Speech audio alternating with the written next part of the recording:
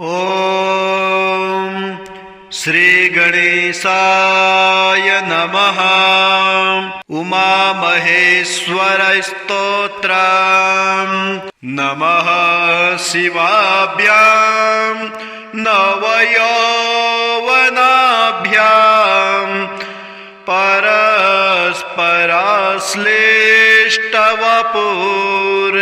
परस्पराश्लिष्टवपुर्धराभ्यां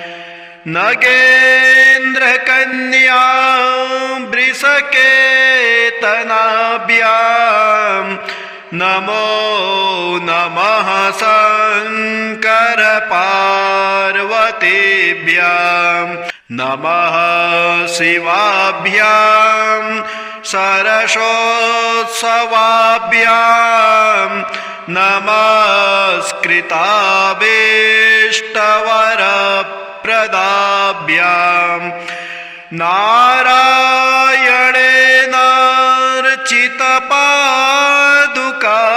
नारायणेनार्चितपादुकाभ्यां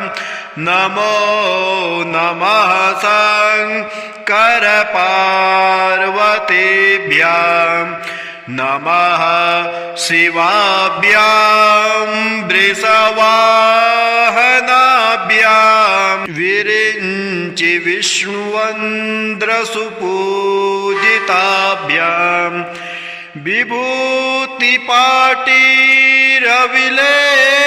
विभूतिपाटीरविलेपनाभ्यां नमो नमः शंकर पार्वतीभ्यां नमः शिवाभ्यां जगदेश्वराभ्यां जगत्पतेभ्यां जय विग्रहाभ्यां जम्बारिमुख्यैरभिवन्दिताभ्यां नमो नमः शंकर पार्वतीभ्यां नमः शिवाभ्यां परमौषधाभ्यां पञ्चाक्षरी पञ्जररञ्जिताभ्यां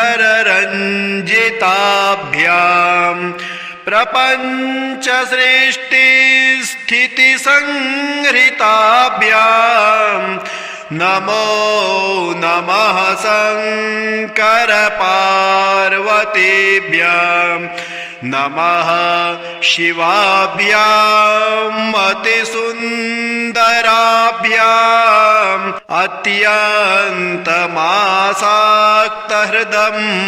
अत्यन्तमासाक्तहृदम्बुजाभ्यां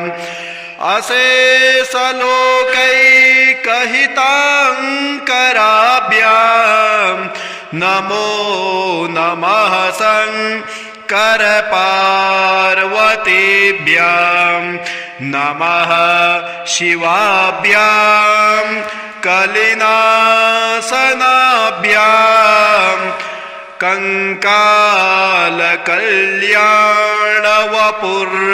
कंकालकल्याणवपुर्धराभ्यां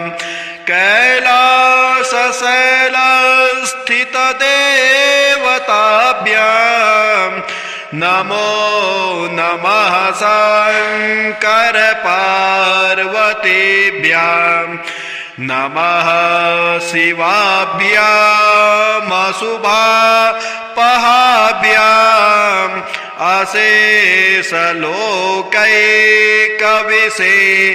अशेषलोकैकविशेषिताभ्यां अकुण्ठिताभ्यां स्मृतिसंभृताभ्यां नमो नमः शंकर पार्वतीभ्यां नमः शिवाभ्यां रथवाहनाभ्यां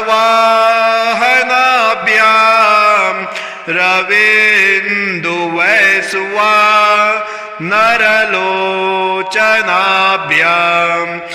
राकाशशाङ्का भमुकाम्बुजाभ्यां नमो नमः शंकर पार्वतीभ्यां नमः शिवाभ्यां जटिलन्धराभ्यां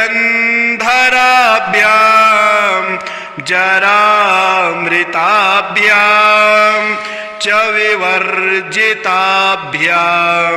जनार्दनाब्जोऽब्धभवपूजिताभ्यां नमो नमः शङ्कर पार्वतीभ्यां नमः शिवाभ्यां वृषमेक्षणाभ्यां बिल्वच्छदामल्लिकदं वृदाभ्यां शोभावती शान्तवती स्वराभ्यां नमो नमः शङ्कर पार्वतीभ्यां नमः शिवाभ्यां पशुपालकाभ्यां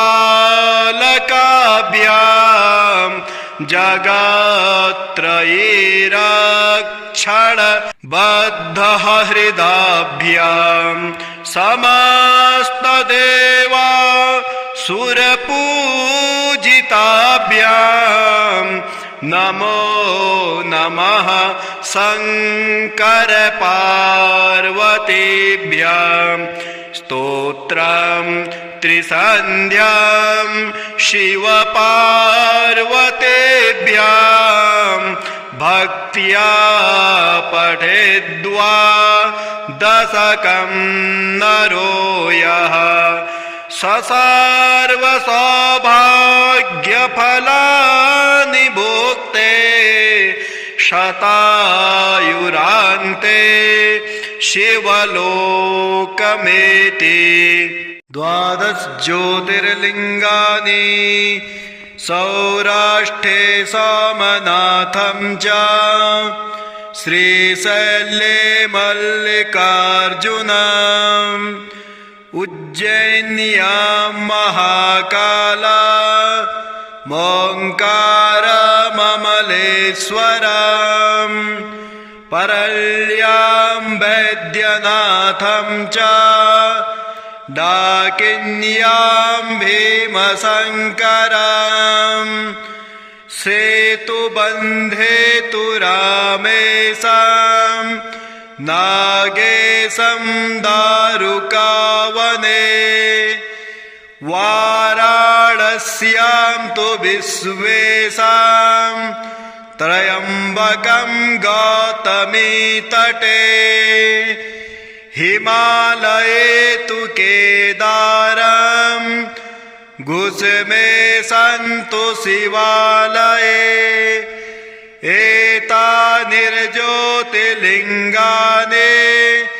सायं प्रातः पठेन्नरः सप्तजन्मकृतं पापं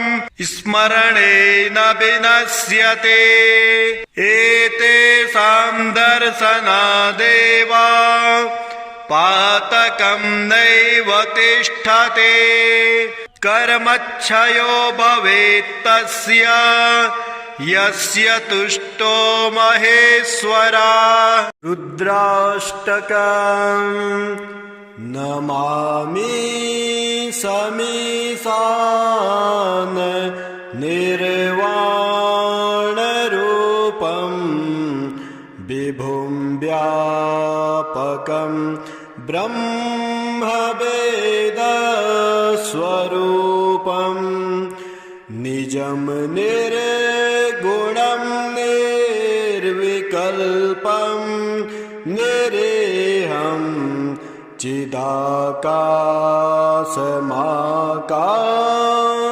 चिदाकाशमाकाशवासं भजेऽहं निराकारमोङ्कार मूलं तुरीयं गिराज्ञानगोति त्वमेशं गिरीशं करालं महाकाल कालं कृपालं गुणागार संसार पारं नतोऽहं तुषारा गौरं गभीरं मनोभूतकोटे प्रभास्रे शरीरं स्फुरल्लोलिकल्लोलिनी चारुगङ्गा लसद्भालबालेन्दुकण्ठे भुजङ्गा चलत्कुण्डलं भ्रूसुनेत्रं विशालं प्रसन्नाननं नीलकण्ठं दयालं मृगाधेशचर्मां वरं मुण्डमालं प्रियं शङ्करं सर्वनाथं भजामि प्रचण्डं प्रकृष्टं प्रगल्भं परेशं मकण्डं अजं भानुकोटे प्रकाशं त्रयः सोलनिर्मूल नमसोलपाणिं भजेऽहं भवानी प्रतिभावगम्यं कलातीतकल्याण कल्पान्तकारी सदा सच्चिदानन्द दाता पुरारे चिदानन्द सन्दोह मोहापहारे प्रसीद प्रसीद प्रभो मन्मथारे न यावत् उमानाथ पादारविन्दं भजन्ति हलोके परे वा नराणां न तावत् सुखं शान्ति सन्तापनाशं प्रसीद प्रभो सर्वभूताधिवासं न जानामि योगं जपं नैव पूजां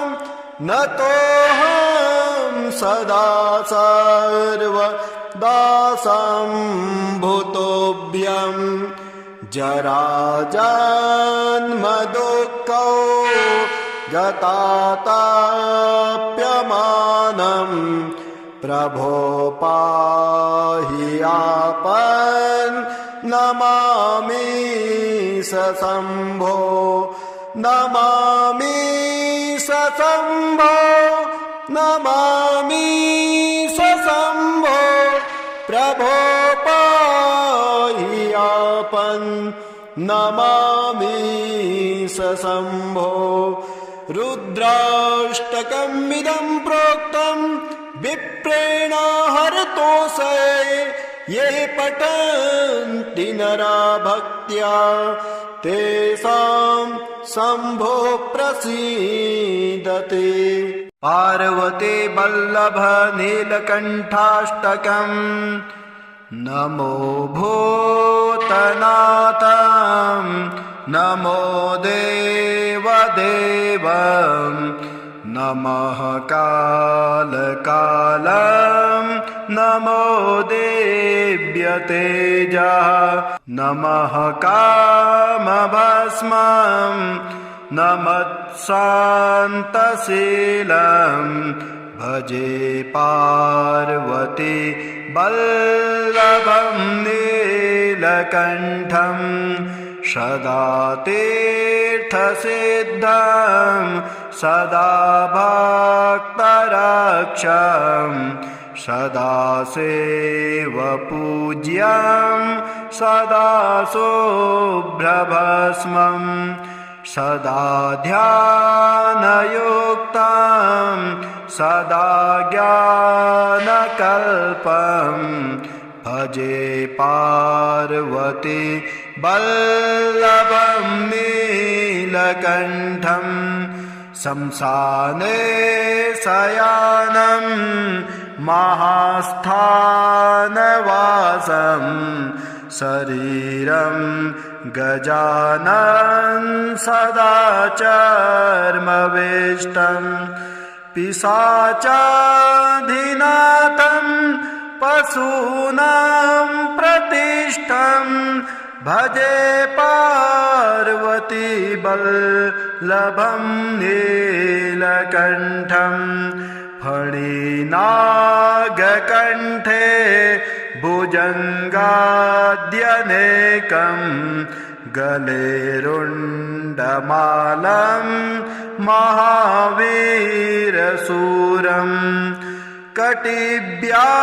कटिव्याघ्रचर्मं चिताभस्मलेपं भजे पार्वती वल्लभं नीलकण्ठं शिरसोद्धगङ्गा शिवा वामभागं बृहद्दीर्घकेशं सदा मां त्रिनेत्रं फणिनागकर्णं सदा बालचन्द्रं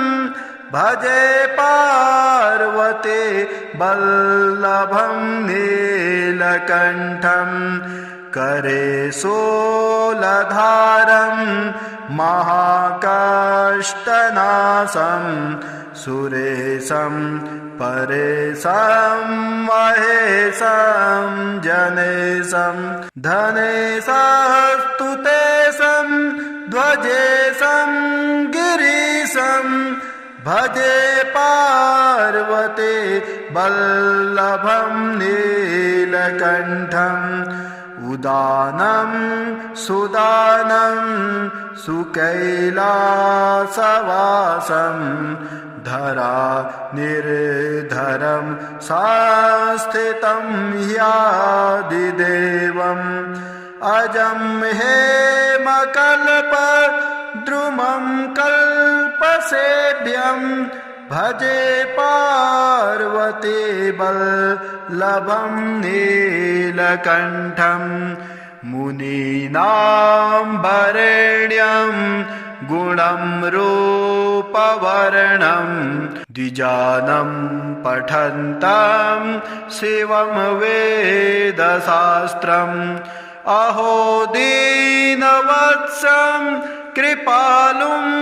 शिवं तं भजे पार्वती वल्लभं नीलकण्ठं सदा भावनाथं सदा सेव्यमानं सदा भक्तिदेवं सदा पूज्यमानं मया तीर्थवासं सदा सेव्यमेकं भजे पार्वती वल्लभं नीलकण्ठं भजे पार्वती वल्लभं नीलकण्ठम् ॐ श्रीगणेशाय नमः। उमामहेश्वरस्तोत्रम् नमः शिवाभ्यां नवयौवनाभ्यां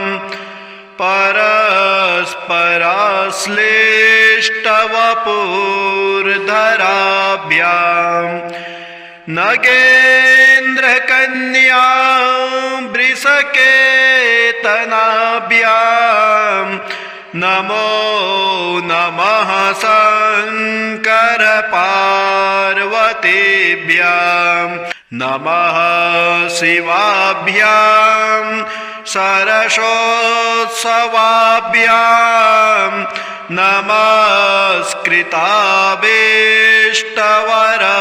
नमस्कृताभीष्टवरप्रदाभ्यां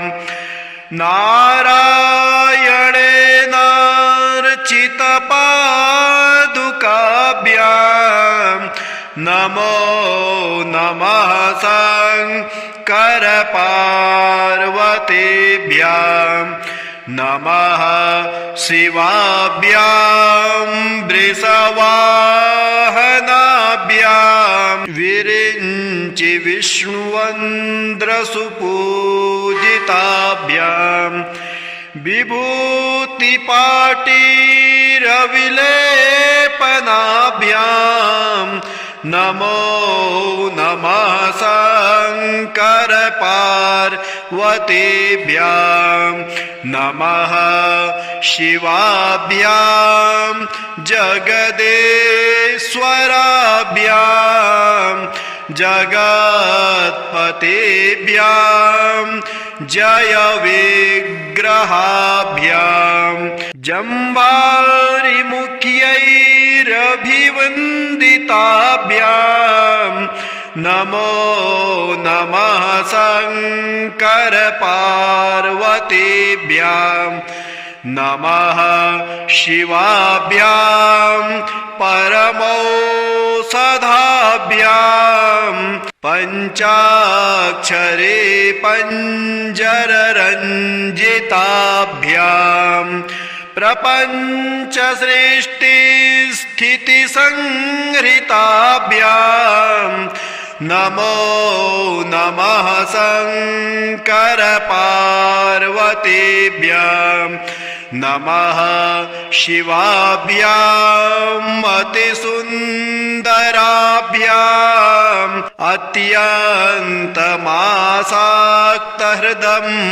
अत्यन्तमासाक्तहृदम्बुजाभ्यां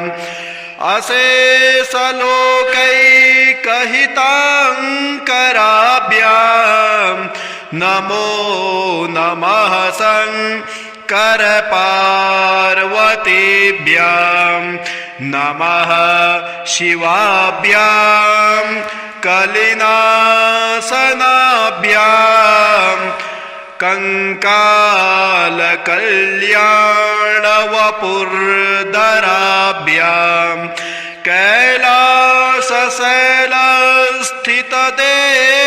कैलासशैलस्थितदेवताभ्यां नमो नमः शंकर पार्वतीभ्यां नमः शिवाभ्यामशुभापहाभ्याम्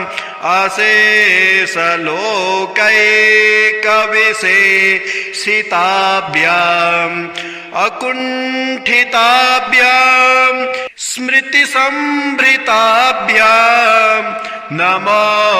नमः शंकर पार्वतीभ्यां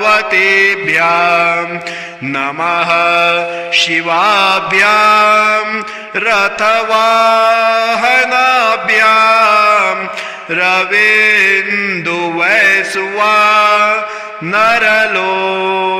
रवीन्दुवैश्वानरलोचनाभ्यां राकाशशाङ्का भमुकाम्बुजाभ्यां नमो नमः शंकर पार्वतीभ्यां नमः शिवाभ्यां जटिलन्धराभ्यां जरामृताभ्यां च विवर्जिताभ्यां जनार्दनाब्जोग्धभवपूजिताभ्यां नमो नमः शंकर पार्वतीभ्यां नमः शिवाभ्यां वृषमेक्षणाभ्यां बिल्वच्छदामल्लिकदं वृदाभ्यां शोभावती शान्तवती स्वराभ्यां नमो नमः शंकर पार्वतीभ्यां नमः शिवाभ्यां पशुपालकाभ्यां जगत्त्रयीरक्षणबद्धहृदाभ्यां समस्तदेव सुरपूजिताभ्यां नमो नमः शंकर पार्वतीभ्यां स्तोत्रं त्रिसन्ध्यां शिव पार्वतीभ्यां भक्त्या पठेद्वा दशकं नरो यः सर्वसौभाग्यफलानि भुक्ते शतायुरान्ते शिवलोकमेति 12 ज्योतिर्लिङ्गानि सौराष्ट्रे सोमनाथं च श्रीशैले मल्लिकार्जुनम् उज्जैन्यां महाकाला मोङ्कारममलेश्वरम् परल्यां वैद्यनाथं च डाकिन्यां भीमशङ्करम् सेतुबन्धे तु रामेशं नागेशं दारुकावने वाराणस्यां तु विश्वेशं त्र्यम्बकं गौतमीतटे हिमालये तु केदारं घुसमेशं तु शिवालये एतानिर्ज्योतिर्लिङ्गानि सायं प्रातः पठेन्नरः सप्तजन्मकृतं पापं स्मरणेन विनश्यते एतेषां दर्शनादेव पातकं नैव तिष्ठते कर्मक्षयो भवेत्तस्य यस्य तुष्टो महेश्वरः रुद्राष्टकम् नमामि समीशान निर्वाणरूपं विभुं व्यापकं ब्रह्मवेदस्वरूपं निजं निर्गुणं निर्विकल्पं निरेहं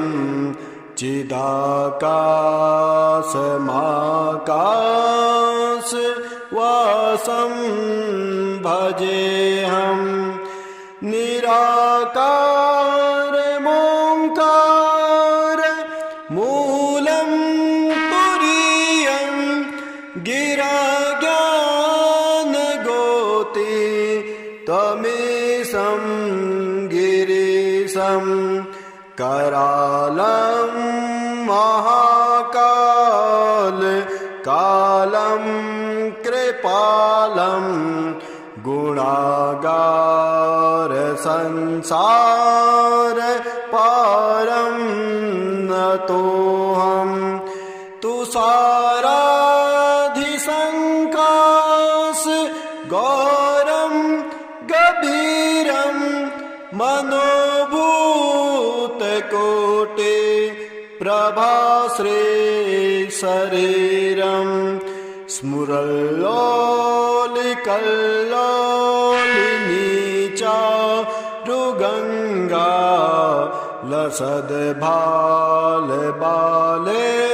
लसद्भालबालेन्दुकण्ठे भुजङ्गा चलत्कुण्डलं भ्रू सुनेत्रं विशालं प्रसन्नाननं नीलकण्ठं दयालं मृगाधेशचर्मां वरं मुण्डमालं प्रियं शङ्करं सर्वनाथं भजामि प्रचण्डं प्रकृष्टं प्रगल्भं मकण्डम् अजं भानुकोटे प्रकाशम् त्रयः सोलनिर्मूल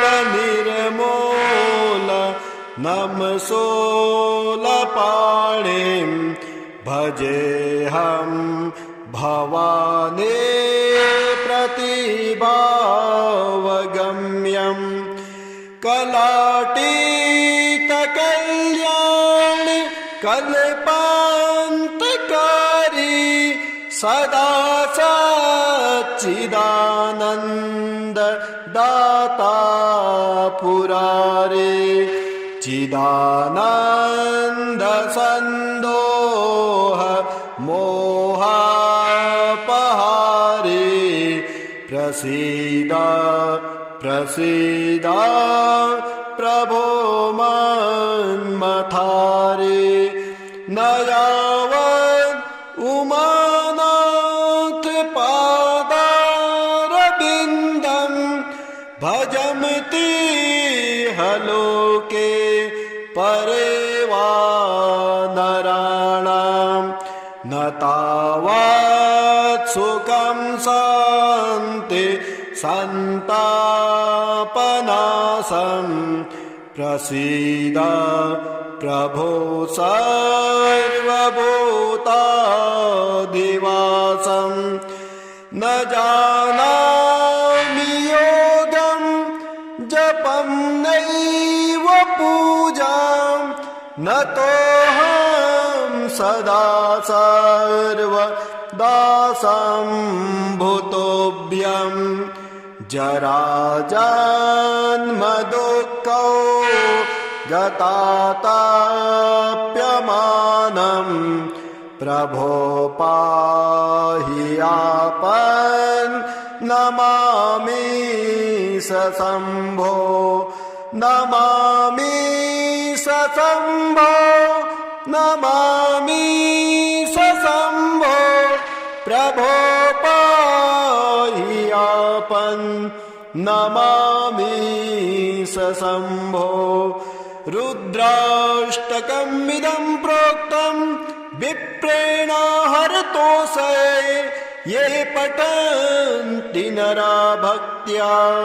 तेषां शम्भो प्रसीदते पार्वती वल्लभ नीलकण्ठाष्टकम् नमो भूतनाथं नमो देवदेवं नमः कालकालं नमो देव्यतेजः नमः कामभस्मं नमत्शान्तशीलं भजे पार्वती वल्लभं नीलकण्ठं सदा तीर्थसिद्धं सदा भक्तरक्षं सदा सेवपूज्यं सदा शुभ्रभस्मं सदा ध्यानयुक्तं सदा ज्ञानकल्पं भजे पार्वती वल्लभं नीलकण्ठं शंसाने शयानं महास्थानवासं शरीरं गजानन सदा चर्मवेष्टं पिशाचाधिनाथं पशूनां प्रतिष्ठं भजे पार्वती वल्लभं नीलकण्ठं फणिनागकण्ठे भुजङ्गाद्यनेकं गले रुण्डमालं महावीरशूरं कटिव्याघ्रचर्मं चिताभस्मलेपं भजे पार्वती वल्लभं नीलकण्ठं शिरसोद्धगङ्गा शिवा वामभागं बृहद्दीर्घकेशं सदा मां त्रिनेत्रं फणिनागकर्णं सदा बालचन्द्रं भजे पार्वती वल्लभं नीलकण्ठं करे शूलधारं महाकष्टनाशं सुरेशं परेशं महेशं जनेशं धनेशस्तुतेशं ध्वजेशं गिरीशं भजे पार्वती वल्लभं नीलकण्ठम् उदानं सुदानं सुकैलासवासं धरा निर्धरं संस्थितं ह्यादिदेवम् अजं हेमकल्पद्रुमं कल्पसेव्यं भजे पार्वती वल्लभं नीलकण्ठं मुनीनां वरेण्यं गुणं रूपवर्णं द्विजानं पठन्तं शिवं वेदशास्त्रम् अहो दीनवत्सं कृपालुं शिवं तं भजे पार्वती वल्लभं नीलकण्ठं सदा भावनाथं सदा सेव्यमानं सदा भक्तिदेवं सदा पूज्यमानं मया तीर्थवासं सदा सेव्यमेकं भजे पार्वती वल्लभं नीलकण्ठं भजे पार्वती वल्लभं नीलकण्ठम् ॐ श्रीगणेशाय नमः। उमामहेश्वरस्तोत्रम् नमः शिवाभ्यां नवयौवनाभ्यां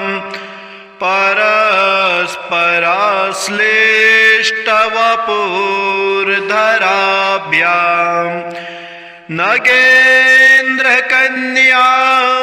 वृषकेतनाभ्यां नमो नमः शङ्कर पार्वतीभ्यां नमः शिवाभ्यां सरसोत्सवाभ्यां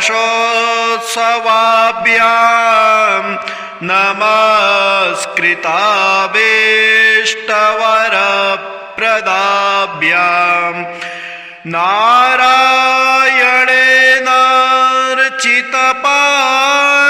नारायणेनार्चितपादुकाभ्यां नमो नमः शङ्कर पार्वतीभ्यां नमः शिवाभ्यां वृषवाहनाभ्यां विरिञ्चि विष्णुवन्द्रसुपूजिताभ्यां विभूतिपाटीरविलेपनाभ्यां नमो नमः शङ्कर पार्वतीभ्यां नमः शिवाभ्यां जगदेश्वराभ्यां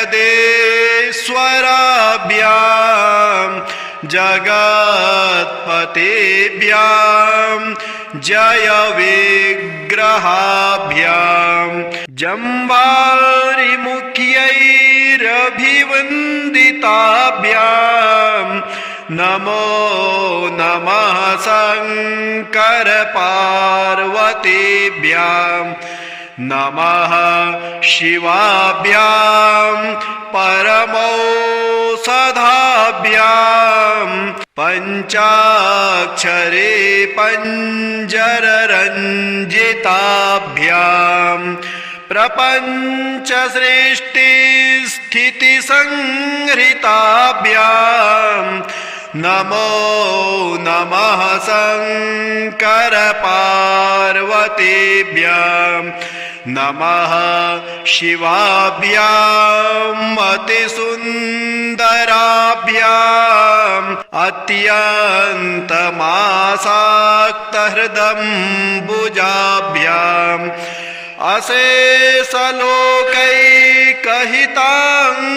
अशेषलोकैकहिताङ्कराभ्याम् नमो नमः शङ्कर पार्वतीभ्यां नमः शिवाभ्यां कलिनाशनाभ्यां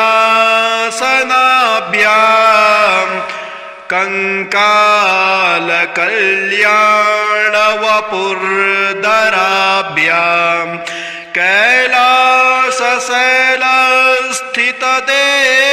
कैलासशैलस्थितदेवताभ्यां नमो नमः शङ्कर पार्वतीभ्यां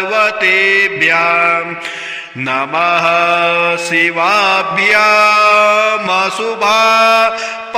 शिवाभ्यामशुभापहाभ्याम्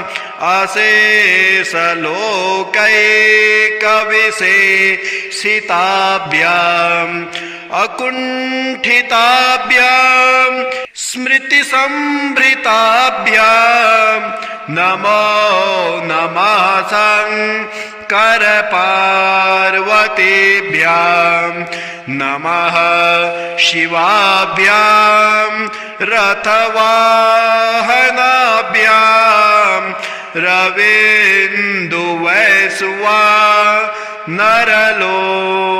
रवीन्दुवैश्वानरलोचनाभ्यां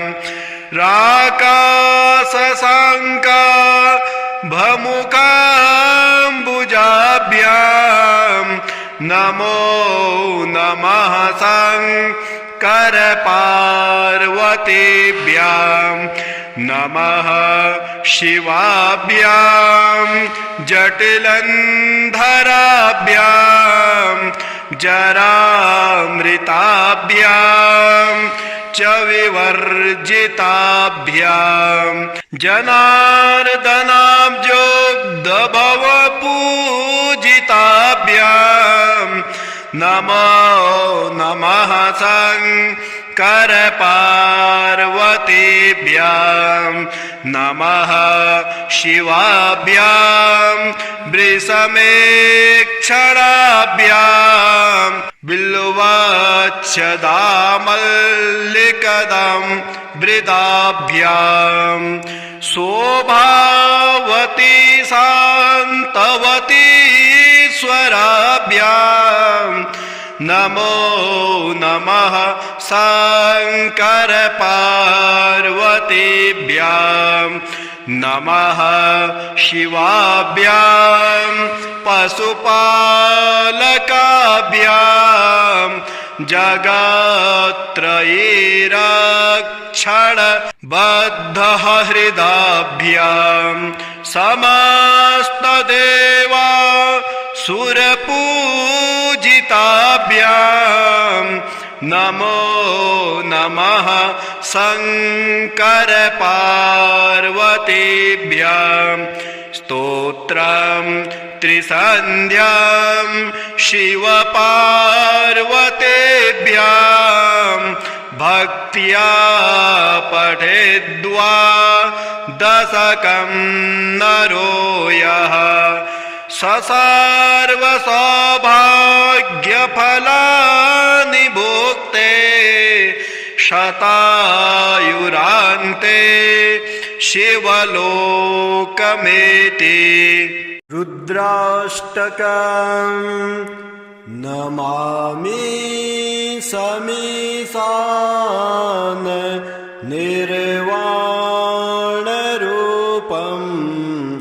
विभुं व्यापकं ब्रह्मवेदस्वरूपं निजं निर्गुणं निर्विकल्पं निरेहं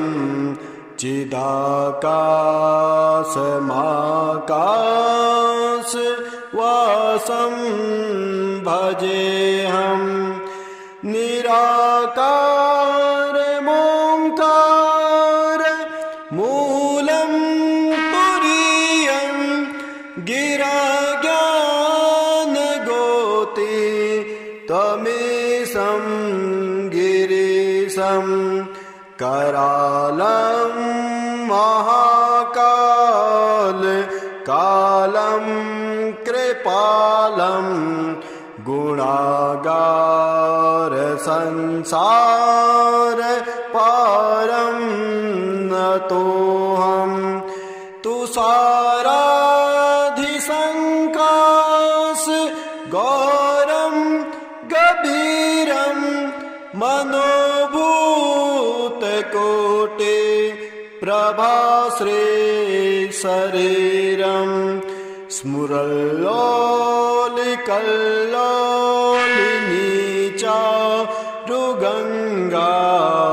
लसद्भालबालेन्दुकण्ठे भुजङ्गा चलत्कुण्डलं भ्रूसुनेत्रं विशालं प्रसन्नाननं नीलकण्ठं दयालं मृगाधेशचर्मां वरं मुण्डमालं प्रियं शङ्करं सर्वनाथं भजामि प्रचण्डं प्रकृष्टं प्रगल्भं परेशं मकण्डं अजम्भानुकोटे प्रकाशं त्रयः सोलनिर्मूल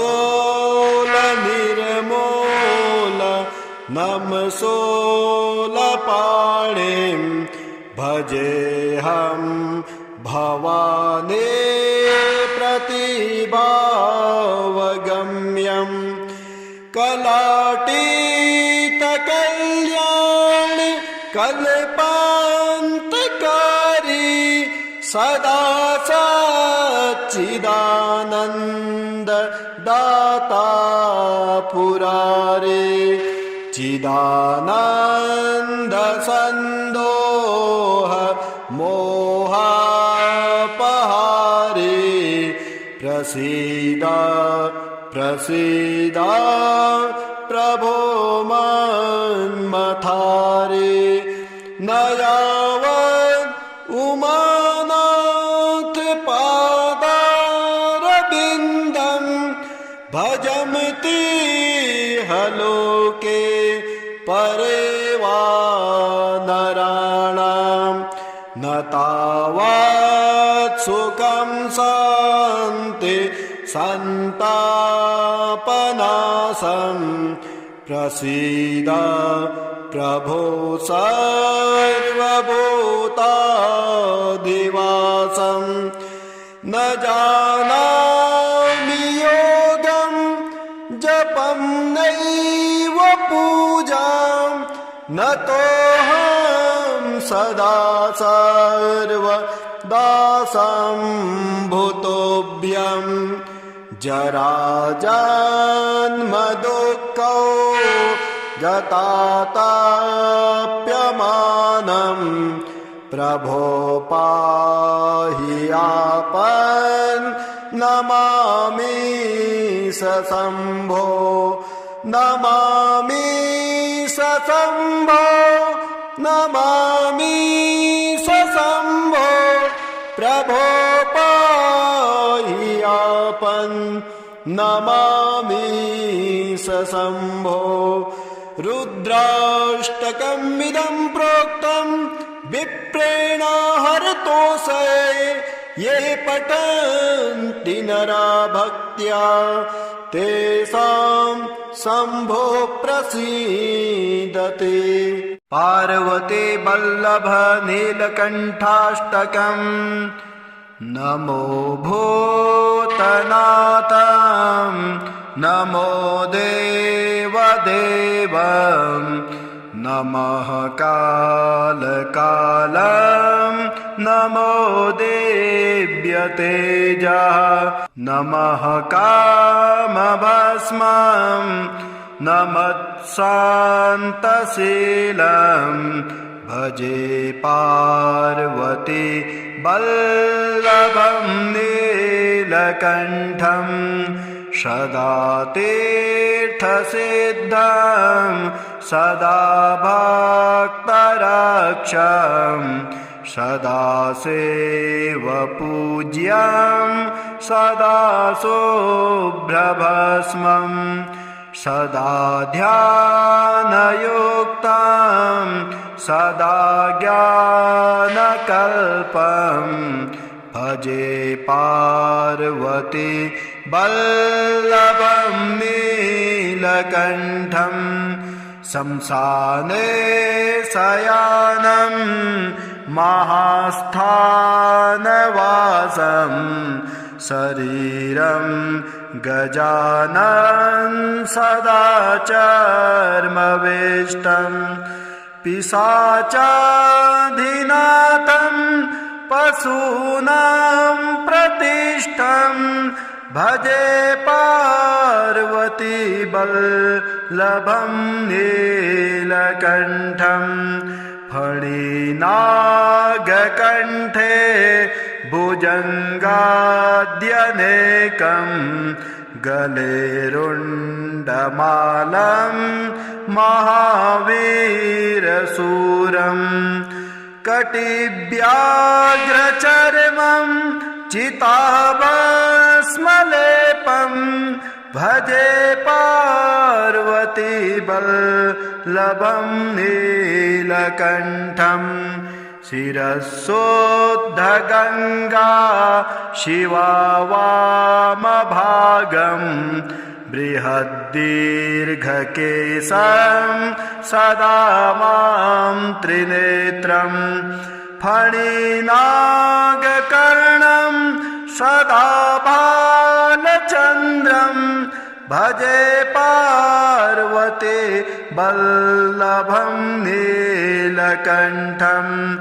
करे शूलधारं महाकाष्ठनाशं सुरेशं परेशं महेशं जनेशं